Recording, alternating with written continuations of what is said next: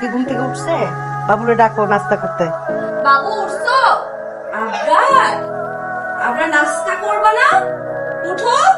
আমার তো শরম লজ্জা আছে। হ্যাঁ, ছেলের বউ ডাকবো বাবু, আমিও ডাকবো বাবু। যা তোর বাবু, ডাকলাম না। এই ভাজি কেন করছে? তোমার বাবু মাত্র টেস্ট করে রান্না করছি। পরে একটাবার নাস্তা করে অফিসে যাই। আরে এই ইচ্ছা করে করে নাই তো, উদায়া গালের মধ্যে একদম। দেখছো মা কি করলো? আরে শাশুড়ি এরকম উল্টা কেন যাচ্ছে? দেখছো কত কুটনামি, এত কুটনামির কি দরকার? ভালো শাশুড়ি হওয়া যায় না? এই সরি মানে কিসের সরি?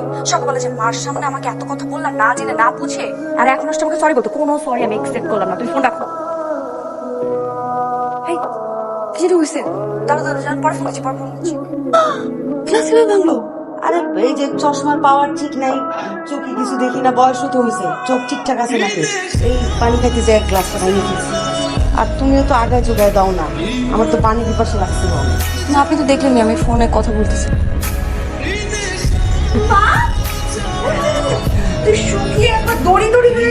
আরে বাপের বাড়ি থেকে ইয়া মোটা মেয়েটা আসছিল, শ্বশুর বাড়িটা এসে চামচিকা হয়ে গেছে যোগায় না। ওয়ালাইকুম আসসালাম। কি রে বাবা, মানে এটা কি বুঝলাম না, মানে মেয়ের শ্বশুর বাড়িতেই প্রথম আসছে, একটু খবর টবর দিয়ে আসবে না? বলা নাই কোয়ানে হুট করে চলে আসলো। মা সরি, আমার আপনাকে ফোন করছিলাম, বলতে ভুলে গেছি, সরি। ফোন করছে?